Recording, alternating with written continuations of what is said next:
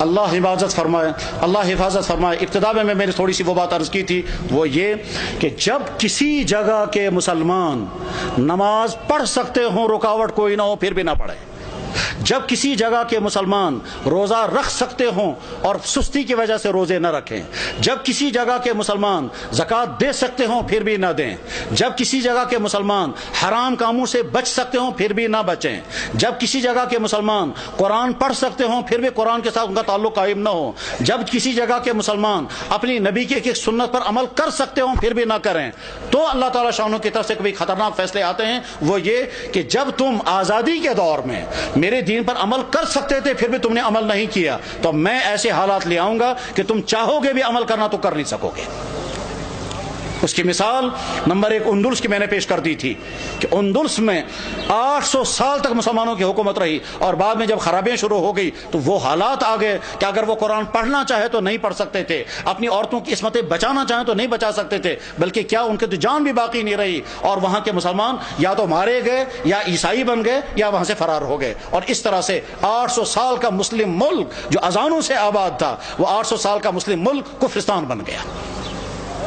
بخارا اور سمرقند یہ وہ علاقہ تھا جہاں امام بخاری، امام مسلم، ابو اللیث سمرقندی جیسا انسان، وہ علاقہ کے جہاں امام صاحب ہدایہ علامہ برہان الدین مرغینانی رحمہ اللہ تعالی جس علاقے میں تھے، کہ جس مسجد میں بیٹھ کر کے انہوں نے ہدایہ کتاب لکھی، اور 13 سال لگے کتاب لکھتے ہوئے، اور 13 سال مسلسل نے روزہ رکھا. گھر والوں سے کھانا آتا تھا، وہ کھانا رکھ دیتے تھے، جب گھر والے واپس چلے جاتے تھے یہ کھانا کسی غریب کو کھلاتے تھے. 13 سال بیٹھ کر کے انہوں نے کتاب ہدایہ نام کی کتاب لکھی تھی، جو حدیث اور عقلی علوم کا مجموعہ ہے. علامہ انور شاہ صاحب کہا کرتے تھے، فرماتے تھے میں ہر کتاب کا جواب لکھ سکتا ہوں لیکن چند کتابوں کا جواب مجھ سے نہیں لکھا جا سکتا ہے، ان میں سے ایک کتاب ہدایہ بھی ہے.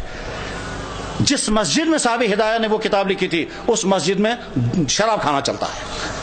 غرض یہ کہ جب بخارا اور سمرقند جیسے علاقے میں وہ حالات آ گئے کہ وہاں قرآن رکھ نہیں سکتے، کلمہ پڑھ نہیں سکتے، مسجدوں میں تالے لگ گئے، تو اللہ تعالیٰ شانوں کو طاقت ہے، اگر غضبناک ہو جائیں تو ان علاقوں میں بھی یہی حال ہو سکتا ہے جن علاقوں میں مسلمانوں کو موقع ہے وہ اپنے دین پر چلیں.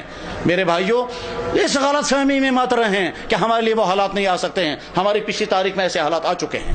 چنانچہ کشمیر کی پچھلی تاریخ میں ایک زمانہ ایسا آیا تھا جب سکھوں کا دور تھا، مسجدوں میں تالے لگے تھے، اور جو نماز پڑھنا چاہتا تھا اس نماز پڑھنا اس کی جسم سے کھال نکالی جاتی تھی سب لوگوں کے سامنے تاکہ باقی لوگ نماز نہ پڑھیں.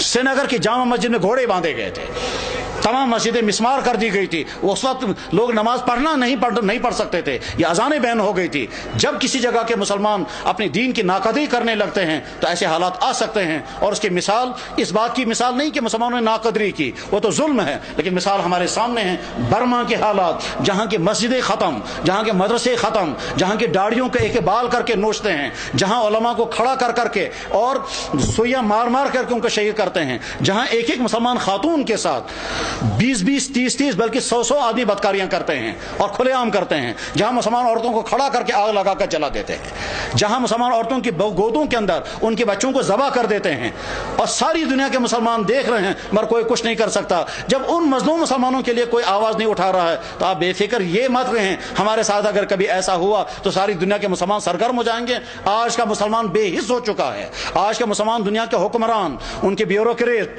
ان کے تمام ہائی کلاس طبقے وہ اپنی عیاشوں میں ڈوبے ہوئے ہیں. کسی سے کوئی امید نہیں ہے. اپنے دین پر جمنے کا فیصلہ کر کے اٹھیں، اپنے ایمان پر قائم رہنے کا فیصلہ کر کے اٹھیں، اپنے دین پر چلنے کا فیصلہ لے کر اٹھیں، اپنے گھروں کے اندر دیندار گھر بنانے کا فیصلہ لے کر اٹھیں، اپنے بزنسوں کو مسلمان بزنس بنانے کا فیصلہ لے کر اٹھیں، اپنے فنکشنوں کو دین کا فنکشن بنانے کا فیصلہ لے کر کے اٹھیں. جب مسلمان حرام سے بچ سکتا ہو اور پھر بھی نہ بچے اور شرابیں پیے تو حالات ایسے آ سکتے ہیں کہ زبردستی مسلمانوں کو شراب پلائی جائے گی. جب مسلمان داڑھی رکھ سکتا ہو اور نہ رکھے تو بعد میں ایسے حالات آ سکتے ہیں کہ رکھنا بھی چاہیں تو نہیں رکھ سکتے. ساری ترکی کے اندر مسلمان داڑھی رکھ نہیں سکتا حالانکہ سارا مسلمان ملک ہے. ایسے حالات آ سکتے ہیں، اس لیے اپنے دین کے ساتھ وفاداری کا فیصلہ کرو، ورنہ تو ایسا ہو سکتا ہے کہ اللہ جب تم میرے دین کے ساتھ وفاداری نہیں کرو گے تو میں تم پر ایسے حالات لا سکتا ہوں کہ تم چاہو گے بھی میرے دین پر عمل کرنا تو کر نہیں سکو گے۔ اللہ جل شانہ اس برے انجام سے ہم سب کی حفاظت فرمائے، ہمارے ان اکابرین کی حفاظت ہو، مدارس کی، مساجد کی، دین کے اور دینی اداروں کی، دین کے کام کرنے والوں کی اور دین پہ جننے والوں کی مدد فرمائے۔ وآخر دعوانا ان الحمد للہ رب العالمین برحمتک یا ارحم الراحمین، آمین۔